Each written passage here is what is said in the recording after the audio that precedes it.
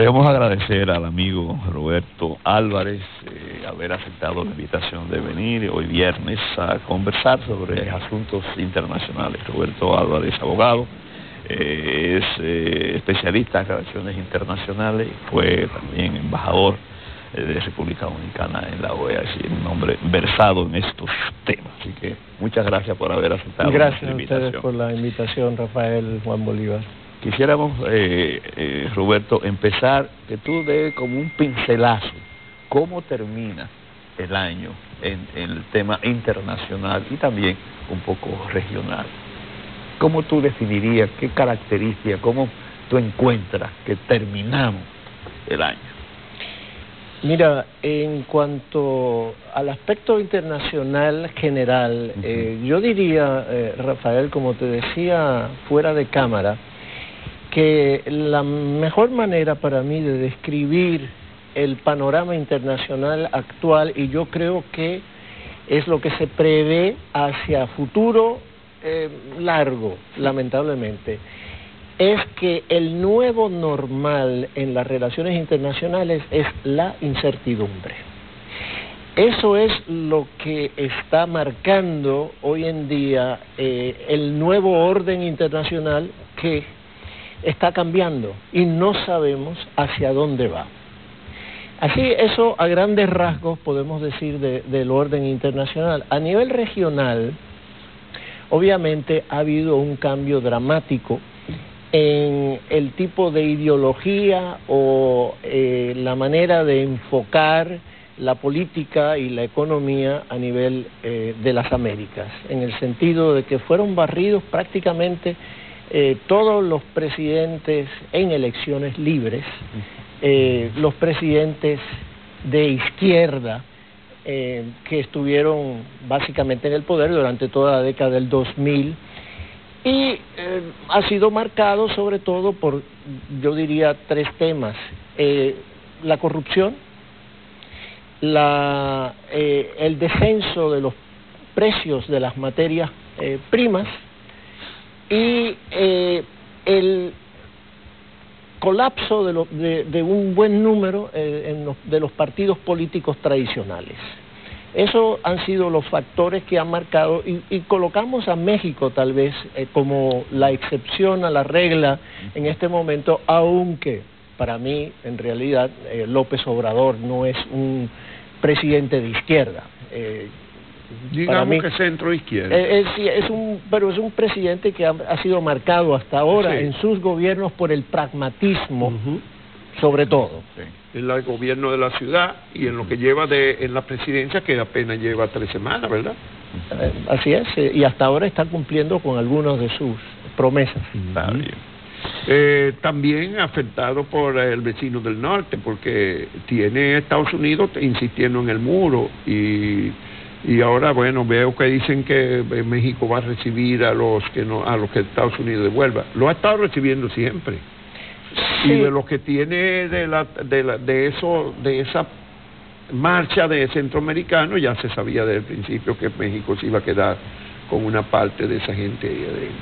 Sí, mira, ese es un reto para México, pero es un reto para la región en general, el tema migratorio.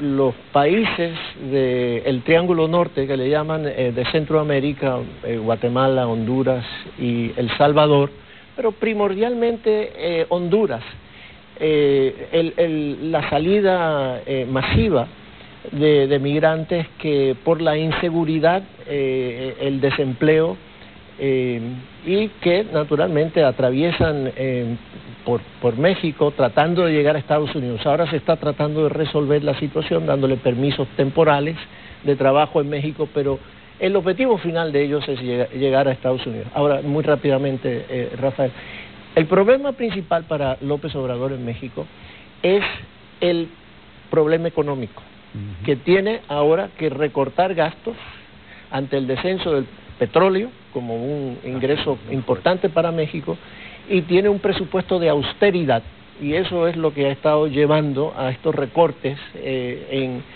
muy sano, obviamente, en el presupuesto. En el ámbito regional, un poco para redondear, hablando un poco de lo que representa una mayor presencia de China en el patio de Estados Unidos. Sí, mira, a grandes rasgos, lo que está ocurriendo es que, en primer lugar, vamos a decir que en Latinoamérica, hay dos Latinoaméricas. Latinoamérica está dividido dependiendo de la cercanía o lejanía de Estados Unidos. América 1 son aquellos países que están en la periferia de Estados Unidos, Centroamérica y todo el Caribe. Y América 2, los países que están en América del Sur. ¿Por qué hago esta división? Porque los que están en América del Sur, América 2, establecieron relaciones con China en los años 70 y 80 y 90. Solo los de América 1, los más cercanos a Estados Unidos, son los que comenzaron tardíamente a establecer relaciones con China, con una excepción, Cuba, que fue el primer país latinoamericano en establecer relaciones con China en 1960. Pero bueno, las últimas naciones en establecer estas relaciones, Panamá, El Salvador, República Dominicana, lo han hecho en un periodo relativamente rápido después de que hubo un cambio de gobierno en Taiwán y llegó al poder en mayo del 2016 el partido pro independencia de la presidenta Tsai Ing-wen. Y es a partir de ese momento que China comienza de nuevo a tratar de quitarles a los pocos países con quienes Taiwán todavía tenía relaciones diplomáticas. Eso es lo que está marcando y es la preocupación de Estados Unidos por, como le llaman, el patio trasero, ¿no?, entre comillas, de Estados Unidos en la región. Bueno, pero hay que, más allá de eso, hay una situación de tensión progresiva en el ámbito internacional. Por ejemplo, que Estados Unidos detenga o le pida una detención de una alta funcionaria de una empresa, de la más grande empresa china, y la apresen en Canadá acusada de que de violar la disposición de Estados Unidos de no negociar con el gobierno de Irán. ¿Eso en el ámbito internacional tiene algún fundamento, Roberto? Bueno, mira, las potencias, las superpotencias, aplican comúnmente su ley de forma extraterritorial. Pero hay precedentes de que por una razón comercial se haya apresado, porque en relaciones de terrorismo y otras cosas, pero comercialmente había precedentes.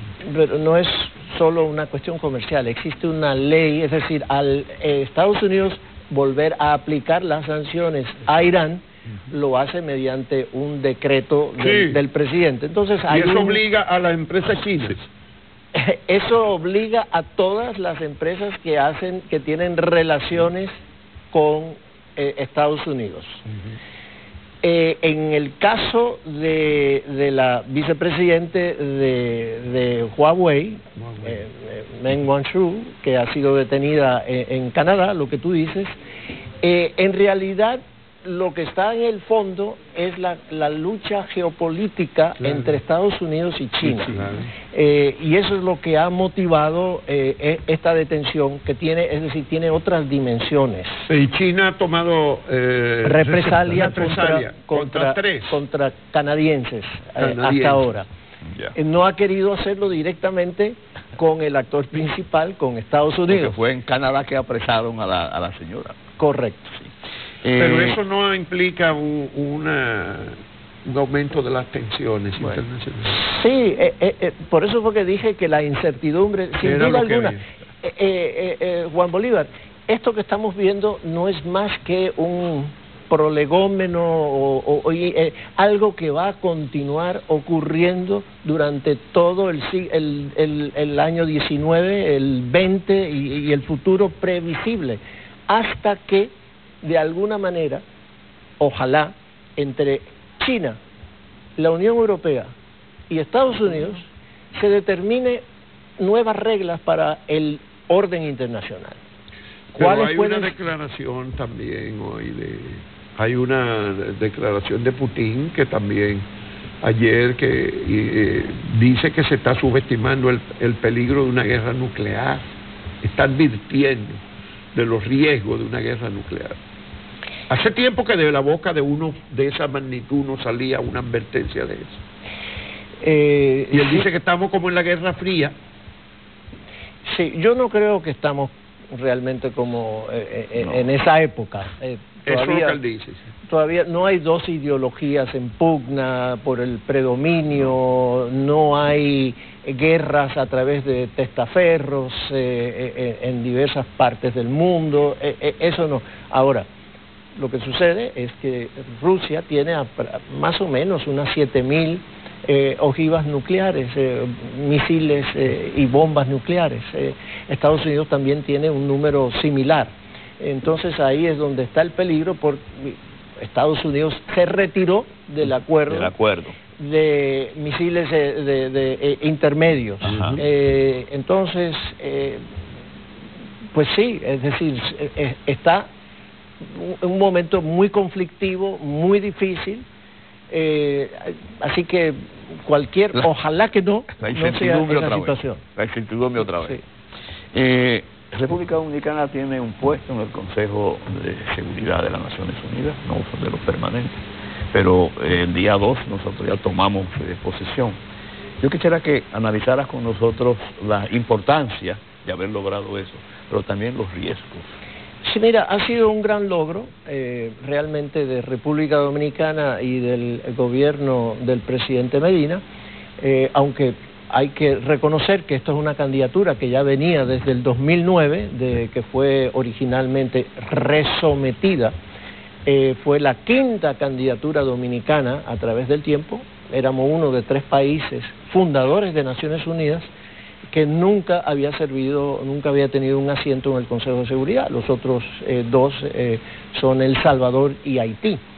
Entonces, es una cuestión de un derecho de República Dominicana. Afortunadamente no hubo oposición alguna de ningún otro país dentro de nuestro grupo regional, el GRULAC, y por lo tanto fue por consenso, y así fuimos electos en la Asamblea General.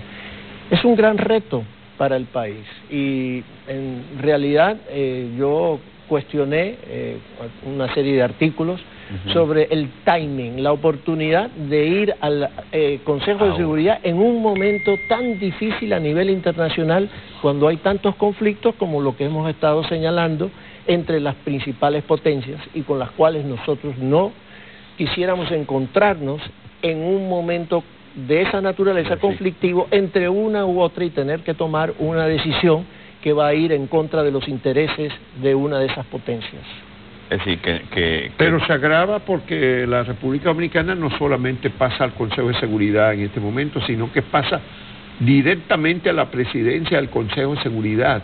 Le toca por la rotación alfabética. Le le toca la presidencia. Si entra el día 2 y ese mismo día 2 asume la presidencia del Consejo. Es más grave la responsabilidad, ¿no? Es mucho mayor todavía la responsabilidad para República Dominicana asumir la presidencia.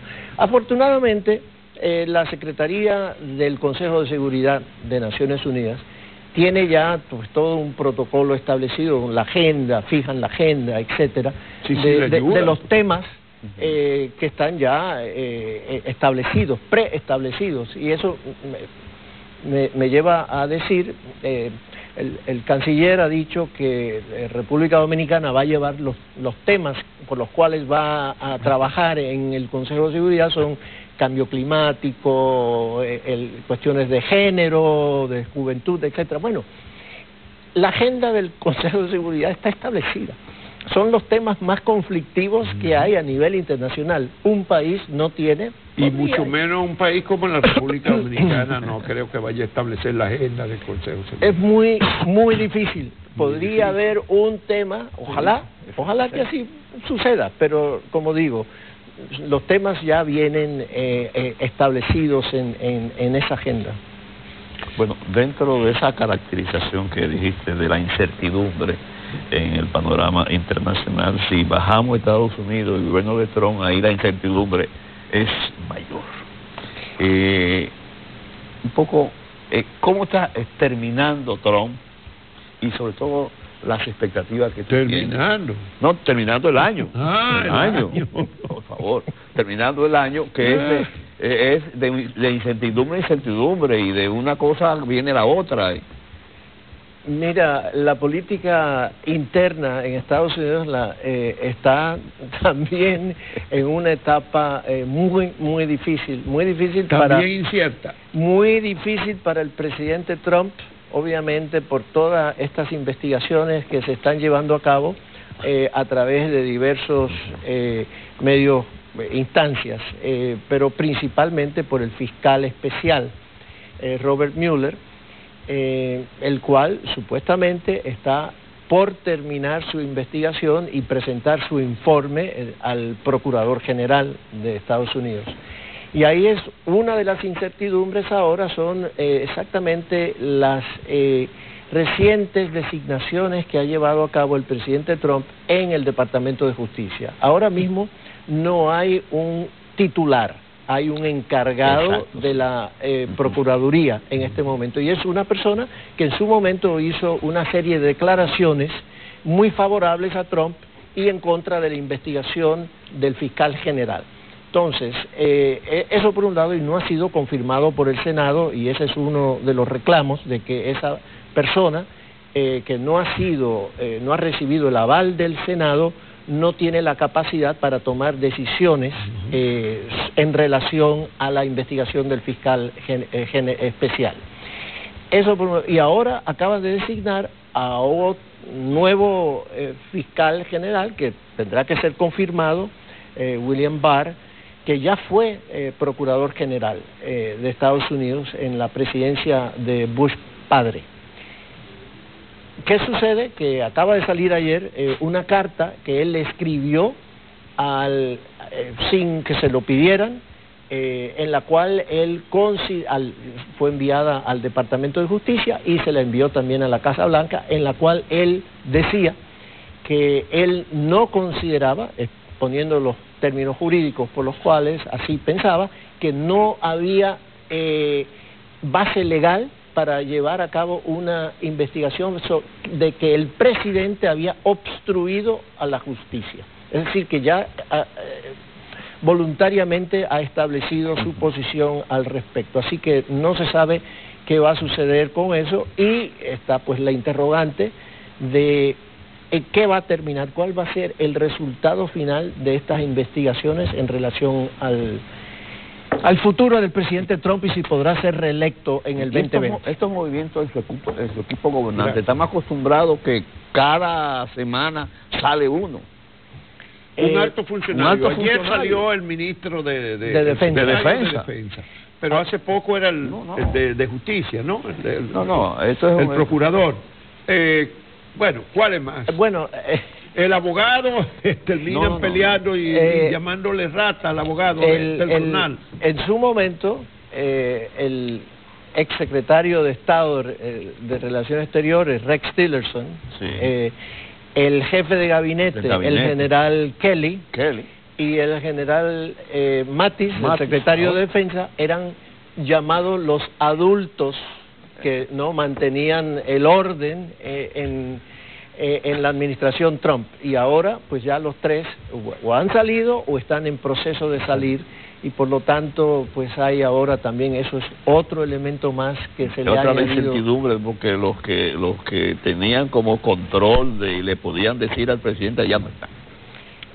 Pues sí, aparentemente eran los tres que se atrevían a decirle directamente al presidente las cosas, y los tres han dicho, después, Kelly todavía no ha dicho, pero en la carta del secretario de Defensa, Mattis dice unas cosas muy fuertes al presidente. Es mejor que usted tenga uno que dé al yes man y no una persona como exacto, y Tillerson en su momento pues ya también ha dicho una cosa de que dijo que era más tonto que del presidente, pues bueno. Bueno, y los pactos de migratorio y sobre el último es refugiados. El de refugiados, asumimos la misma posición en el de refugiados que en el migratorio. Y son las mismas cosas, porque para mucha gente pareciera que es lo mismo, ¿no? No son lo mismo, aunque obviamente son personas que salen de su país forzosamente, los migrantes por términos económicos por lo general, los refugiados por motivos muchas veces políticos o de guerras, calamidades públicas, etcétera. Pero en general, refugiados en cierto sentido son migrantes también. Mira, es muy lamentable lo que ocurrió en nuestro país. El gobierno, para mí, el gobierno tiene la responsabilidad en buena medida de lo ocurrido, de la forma en que ocurrió. Sí. ¿Por qué? Se señaló muchas veces de que los pactos no eran vinculantes, como si eso fuera, pues no le restara importancia si República Dominicana firmaba o no. ¿Qué sucede? Que para mí, los tratados internacionales que sí son obligatorios tienen que pasar forzosamente por el Congreso dominicano.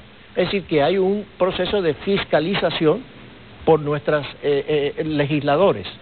Además, tiene que pasar por el mismo Tribunal Constitucional, que tiene que dar el aval de que no choca, no hay conflicto alguno entre los términos del tratado y la Constitución dominicana.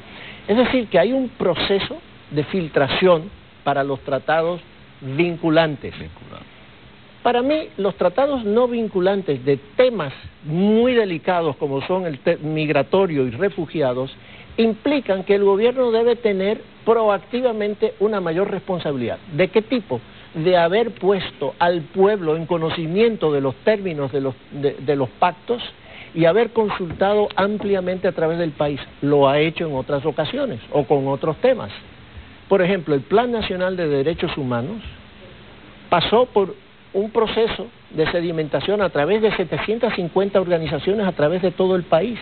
El gobierno lo hizo en su momento y lo estuvo estudiando durante un buen tiempo. No haberlo hecho, en cierto sentido, llevó ante el ambiente enrarecido que ya hay en República Dominicana por motivos conocidos, a que explotara el tema de un momento dado de forma lamentable, porque ahora se ha exacerbado el ultranacionalismo en nuestro país, que no es bueno para resolver el tema migratorio. Los problemas migratorios que tenemos deben ser tratados de la manera más razonable posible, y ese ambiente ahora ha sido hecho más difícil, ha sido envenenado por el proceso en que se llevó a cabo las negociaciones. Pero en el caso de los refugiados, en el de la migración, pues no se puede. Nosotros tenemos medio millón de haitianos y otros de otras nacionalidades, otros tantos, 100.000 o 200.000 más. Pero refugiados, aquí lo que hay un puñado de unas decenas de refugiados que tienen muchos años en el país. ¿Cuál es el riesgo en el caso de los refugiados? Sí, mira, el número de refugiados tiene que pasar por un proceso de evaluación muy minucioso, bastante riguroso. Que ya es riguroso para aceptarlo como refugiado. Sí. La verdad, Juan, es que yo todavía estoy leyendo el pacto migratorio y no te puedo dar una opinión de si pero ha se ido... puede creer que lo del refugiado fue como una contaminación, quedó contaminado por el anterior. Completamente, es decir, ya ahí no había manera nada que discutir de tener un diálogo en relación a ese tema. Simplemente quedó catalogado como más de lo mismo. Sí. Pero los dominicanos parece que tienen severas dificultades para racionalizar el tema migratorio. Ahí hay ahora una amenaza de que violan la Constitución unos haitianos que han convocado a una caminata en el Parque de la Salud. Eso es terrible. A las 7 de la mañana de un domingo, porque ellos quieren resaltar sus aportes a la economía y a la vida en la sociedad dominicana.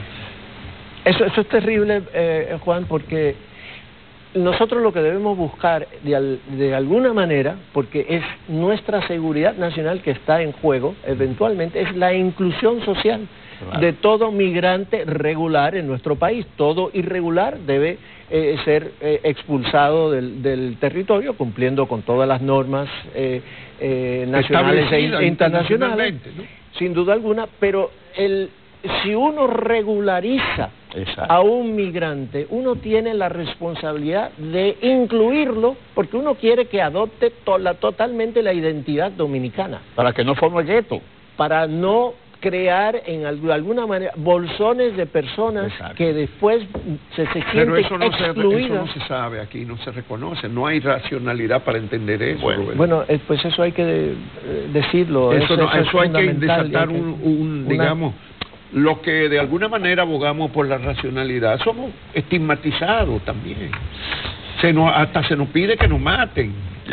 Porque hemos hablado de racionalidad, de conversación, de buscar armonía, de solucionar los problemas. No que no los solucionemos, no que dejemos que el desorden siga imperando, al contrario. Bueno, Juan, si nosotros queremos proteger la dominicanidad y nuestra identidad, ese es el proceso, de incluir a esas personas de forma tal que adopten todos los rasgos culturales que definen la dominicanidad. Es la única manera racional de enfocar este terrible problema. Quisiera brevemente, el Brexit, que también es una situación de incertidumbre en Europa, y posibles repercusiones en nosotros, que está tan lejos. Sí, mira, el Brexit es algo realmente complejo. Eso fue el voto que llevaron a cabo los ingleses en el 2016 sobre si mantenerse dentro de la Unión Europea o salirse, y ganó el voto de salir de la Unión Europea, por poco, 51-52% del voto. Bueno, ¿qué sucede? Que eso ha generado toda una serie de dolores de cabeza terribles en términos de comercio, en términos migratorios y en términos de la inversión extranjera directa en Inglaterra.